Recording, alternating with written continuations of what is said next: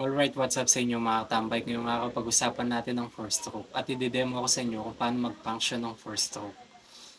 Sigurado familiar na kayo sa first stroke kasi kadalasan sa mga ginagamit natin ng motor ngayon o mga sasakyan ay powered na ng first stroke. Now, ano nga ba ang first stroke? Ang first stroke, ito yung internal combustion na gumagamit ng apat na natatanging piston stroke. Yung intake stroke, compression stroke, power stroke, at saka yung exhaust stroke. Apat na operation ng piston, kaya tinawag ito na first stroke. So, as you can see here, gumawa ako ng drawing para i-demonstrate yung first stroke cycle. Ito yung intake stroke, compression stroke, power stroke, and lastly the exhaust stroke. Now, assuming ito yung sigunyal, ito yung piston, ito yung intake valve at saka exhaust valve, at ito yung spark plug. Intake stroke. Bakit nga ba ito tinawag na intake stroke? Piston. Habang pababa itong piston from top dead center to bottom dead center, kasabay nito ang pagbukas nitong barbula. At umiikot din tong sigunyal. Habang nakabukas tong barbula, pumapasok dito yung air fuel mixture dito sa may loob ng combustion chamber. Pagkatapos ng 180 degree rotation netong sigunyal, at kasabay nun ang pagsarado netong intake valve. At matatrap na dito yung air fuel mixture. Now, second phase of first stroke cycle, the compression stroke. Habang sakado itong intake valve at exhaust valve, mag-rotate itong sigunyal clockwise. Itong piston from bottom dead center to top dead center, i-compress niya yung air fuel mixture dito sa may combustion chamber na mag-resulta ng compression. Kaya tinawag siya na compression stroke. Itong second phase of four-stroke engine cycle.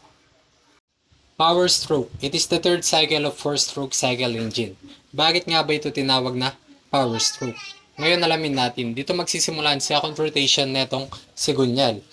Ang piston mapapansin nyo ay nasa top dead center. Habang kinakompress nyo yung air fuel mixture dito sa may combustion chamber. Mapapansin nyo dito sa may power stroke, nakasarado pa rin ang intake valve at saka exhaust valve para ma-maintain yung compression dito sa may combustion chamber. Maglalabas ng power itong spark plug 47,000 volts para ignite yung air fuel mixture dito sa may combustion chamber na magresulta ng combustion para may force tong piston from top dead center to bottom dead center pababa na magbibigay ng power dito sa may sigunyal. Yun yung power stroke. This is the exhaust stroke. After power stroke, iikot tong sigunyal 180 degree, magbubukas itong exhaust valve. From bottom dead center to top dead center, expel niya yung nasunog na gas palabas dito sa may exhaust valve or sa may tambucho. Pagkatapos nag-travel top dead center to bottom dead center, magbubukas ulit tong intake valve. Doon na mangyayari yung intake stroke. Yun na yung pinaka-cycle ng four-stroke. Now, ngayon ito yung summary ng four-stroke cycle engine. Ito yung intake stroke. From top dead center, magta-travel ang piston to bottom dead center habang nakabukas itong intake valve.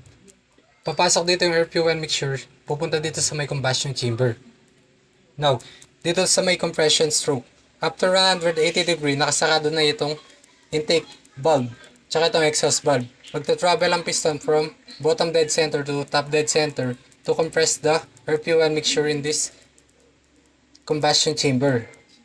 Power stroke, dito na yung second cycle ng sigunyal. Maglalabas ng power itong spark plug 47,000 volts para ignite yung air fuel mixture dito sa may combustion chamber na magresulta ng combustion para may force tong piston from top dead center to bottom dead center pababa na magbibigay ng power dito sa may sigunyal. Yun yung power stroke. Last one, this is the exhaust stroke. From bottom dead center to top dead center, habang nakabukas itong exhaust valve, magta-travel ang piston pataas at i-expel yung burn gas dito sa may combustion chamber palabas sa may exhaust valve or sa may tambucho. Ito yung summary ng four-stroke cycle engine. May Dudong.